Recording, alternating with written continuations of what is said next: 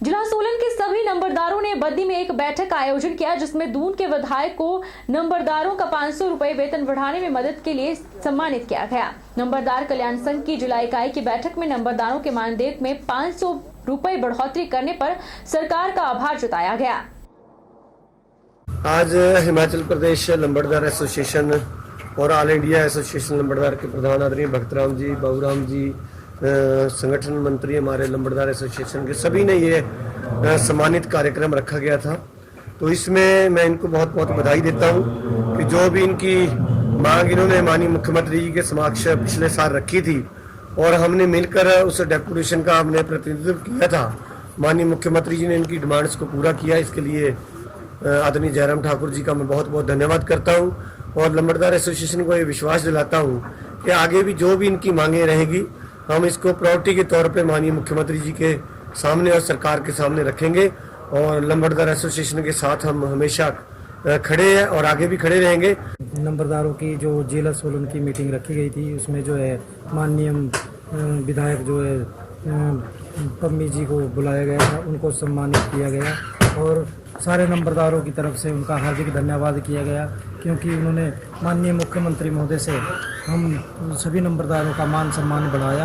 हम पूरी सरकार का हार्दिक धन्यवाद करते हैं और श्री जयराम ठाकुर जी का, माननीय मुख्यमंत्री जी का बहुत तहे दिल से धन्यवाद करते हैं कि वो नंबरदारों को के बारे में सोचते हैं और नंबरदारों के जो भी अगली डिमांड्स हैं हम वो लेकर इस बार बजट सत्र में उनके सामने रखेंगे और वो हमारी डिमांड पूरी करेंगे।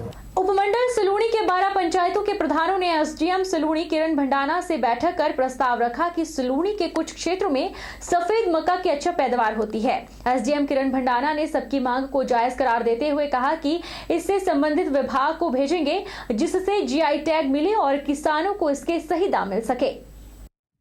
सलूणी के कुछ क्षेत्रों में सफेद मक्का की अच्छी पैदावार होती है। पिछले वर्ष भांदल पंचायत को पूरे भारत में सफेद मक्की की पैदावार और संरक्षण के लिए दिल्ली में कृषि मंत्री अनिल तोमर द्वारा पुरस्कृत किया जा चुका है, जिसके लिए पंचायत को 10 लाख की नगद राशि पुरस्कार स्वरूप भी प्राप्त हुई थी।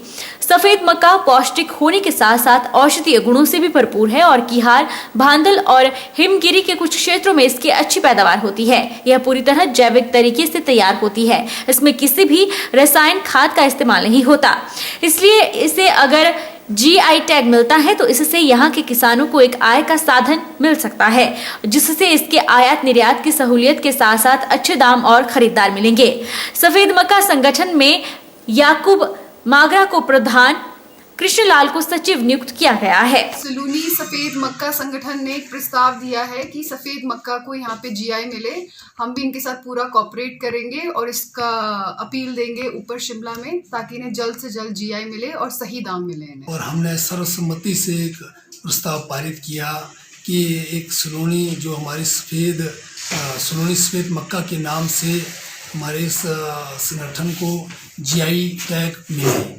इसके लिए हमने सर्वसम्मति से एक प्रस्ताव पारित करके माननीय एसडीएम महोदय जी की सेवा में पेश किया, ताकि हमारे जीआई टैग की स्वीकृति मिल सके। ओम साई सेवा समिति ने कन्नौज के प्राथमिक स्वास्थ्य केंद्र में रक्तदान शिविर का आयोजन करवाया। इस कार्यक्रम में विधायक विनोद कुमार ने बतौर मुख्य अतिथि शिरकत की। उनके साथ बीएमओ रोहांडा अविनाश पनवार भी उपस्थित रहे। अविनाश पनवार ने स्वास्थ्य विभाग द्वारा चलाई जा रही योजनाओं के बारे में सभी को अवगत करवाया। रक्तदान शिविर में लगभग 35 से 40 युवाओं ने रक्तदान करके एक मिसाल कायम की।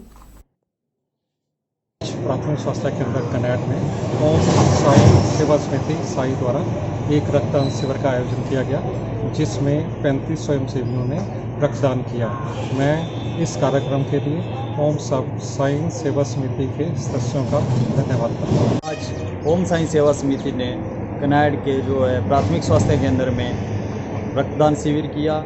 इसमें मैं ओम साई सेवा समिति का अध्यक्ष रक्तदान की जो हमारे ब्लड बैंक से जो टीम आई थी उसका बहुत बहुत धन्यवाद करना चाहता हूं, जिन्होंने हमारा इस रक्तदान शिविर को कामयाब करने के लिए हमारा सहयोग किया। मैं ख़ास तौर पे धन्यवाद करना चाहूँगा माननीय विधायक विनोद कुमार जी का, जिन्होंने अपने कीमती समय निकाला और हम लोगों को आशीर्वाद दिया।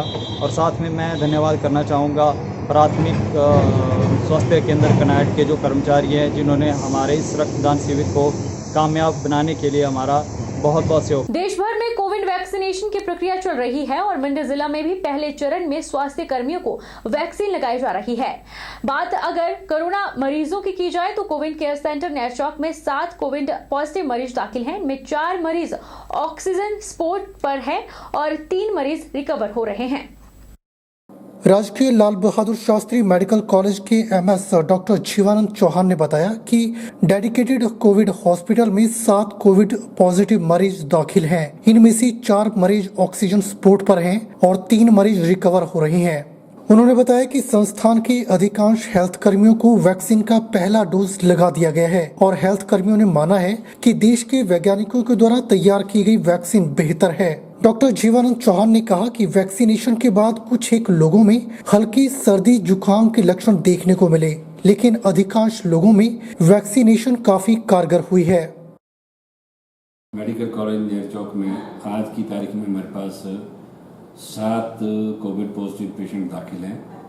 उनमें से 4 पेशेंट ऑक्सीजन सपोर्ट में हैं, उनमें से 2 पेशेंट सीरियस नेचर के पेशेंट हैं और 3 पेशेंट जो है काफ़ी रिकवर कर रहे हैं, रूम पे हैं और काफ़ी रिकवरी हुई है उनमें। और जहाँ तक वैक्सीन का सवाल है तो हमारे इंस्टीट्यूशन की मैक्सिमम लोगों को वैक्सीन का जो पहला डोज मिलना था वो लगा दिया गया है और वैक्सीन लगाने से हमारे जो मेडिकल और पैरामेडिकल स्टाफ है उन लोगों में काफ़ी कॉन्फिडेंस आया है और क्योंकि वैक्सीन की जो एफिकेसी है बहुत अच्छी है और सभी लोगों ने ये माना है कि हिंदुस्तान में बनी वैक्सीन है, हमारे साइंटिस्टों ने बनाई है और इसकी एफिकेसी बहुत ही बढ़िया है।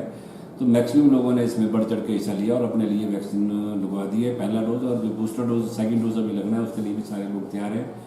और जहाँ तक पहले र्यूमर था वैक्सीन के बारे में कि इसके कोई ऐसा साइड इफेक्ट है वो है, ऐसा कोई भी हमारे किसी भी व्यक्ति में कोई मेजर साइड इफेक्ट कोई नहीं हुआ। थोड़े माइल्ड एक दर्द बुखार हल्का लोगों को फील हुआ, कुछ लोगों को, अदरवाइज बहुत ही अच्छा इसका असर रहा और लोगों ने बहुत इसको सराहा और बहुत इच्छा से लगवाया है।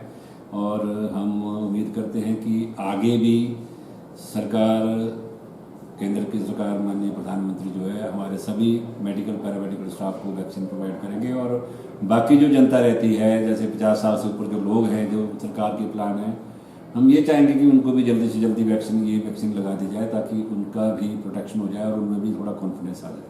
चंबा पठानकोट राष्ट्रीय NH 154 मार्ग पर शुक्रवार शाम को एक सुमो गाड़ी ने मोटरसाइकिल और एक इनोवा कार को टक्कर मार दी।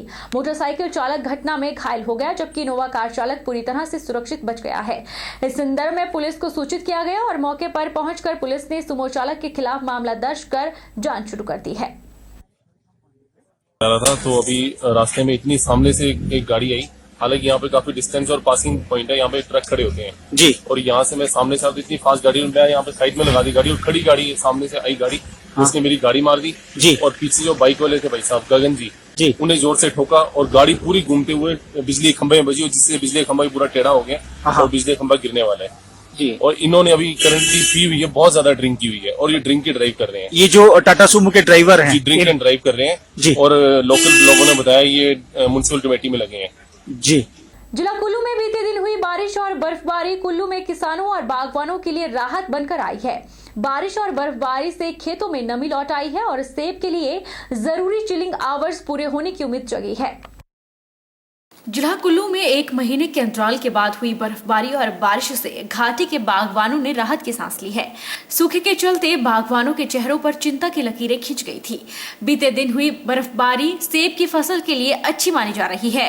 जनवरी में बर्फबारी और बारिश नहीं होने से चिलिंग आवर्स पर संकट पैदा हो गया था।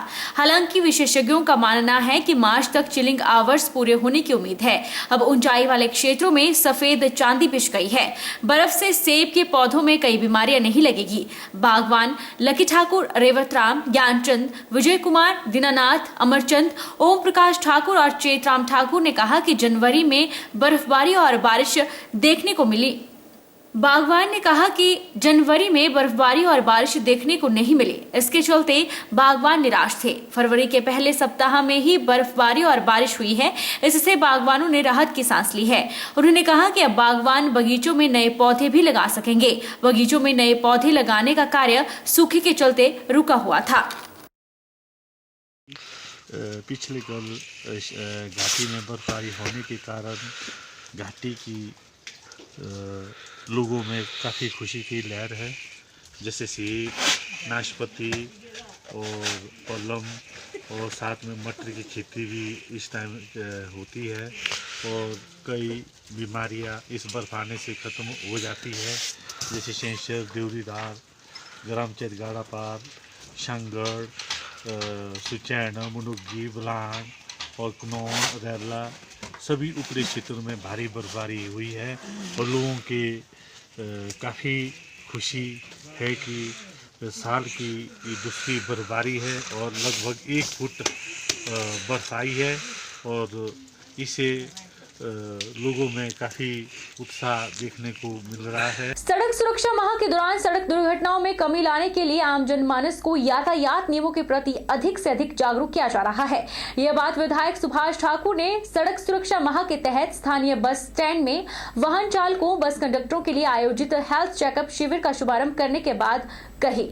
उन्होंने कहा कि अगर यातायात नियमों के बारे में आमजन जागरूक होंगे तो दुर्घटनाओं में कमी होगी और इसके लिए एजुकेट करना, अवेयर रहना, उसके लिए आपने जो यह सारा कार्यक्रम चलाया है, यह कार्यक्रम एक जन आंदोलन के रूप में यह इस कार्यक्रम को ले रहे हैं कि आम व्यक्ति तक पहुंचा जाए और आपने आम व्यक्ति तक पहुंचने के लिए कार्यक्रम भी किए हैं। उसके लिए मैं बिलासपुर आरटीओ का धन्यवाद भी करना चाहता हूं, बधाई भी देना चाहता हूं कि आपने हर वर्ग के साथ अपने को भी जोड़ा है, कार्यक्रम के माध्यम से एजुकेट किया, अवेयर किया है और आपने सभी को यह कहा है कि यह एक जो एक काम है ड्राइवर और कंडक्टर्स का, ये बड़ा संवेदनशील काम है, कठिन काम है, रात दिन चलते हैं और हिमाचल प्रदेश है, पहाड़ी प्रदेश है, जहां पर कोई जाने के लिए भी दिक्कत होती है वहां तक हमारी बसेस जाती हैं।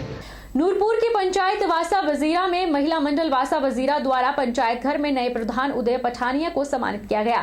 उदय पठानिया का पंचायत घर पहुंचने पर जोरदार स्वागत हुआ। उदय पठानिया वीर शिरोमणि राम सिंह पठानिया के वंशज है।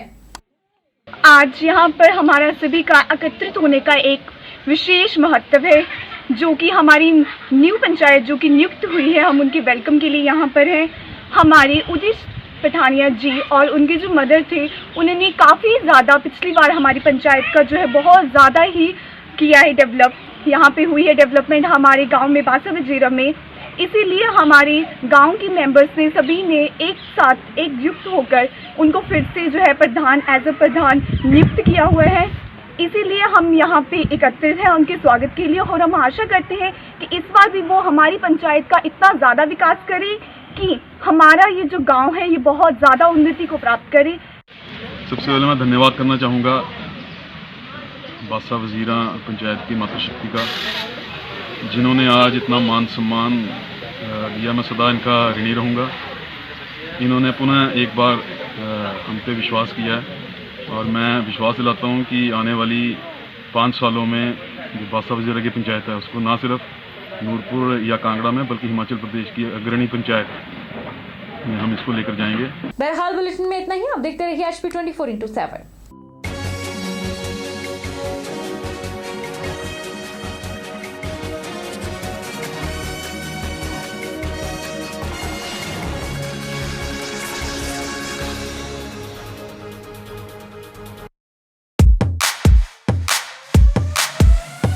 Ragging candy lecture hall, सब updated on my wall. Tracking music पहला प्यार, सब कितना मस्त है यार. First time bruising, first night party, must है life, just be a bit naughty. Yeah. Sheena, Meena, something hardy. Yeah. Whoa, I'm so naughty. Yeah. Whoa, I'm so naughty. Naughty. Naughty. Naughty.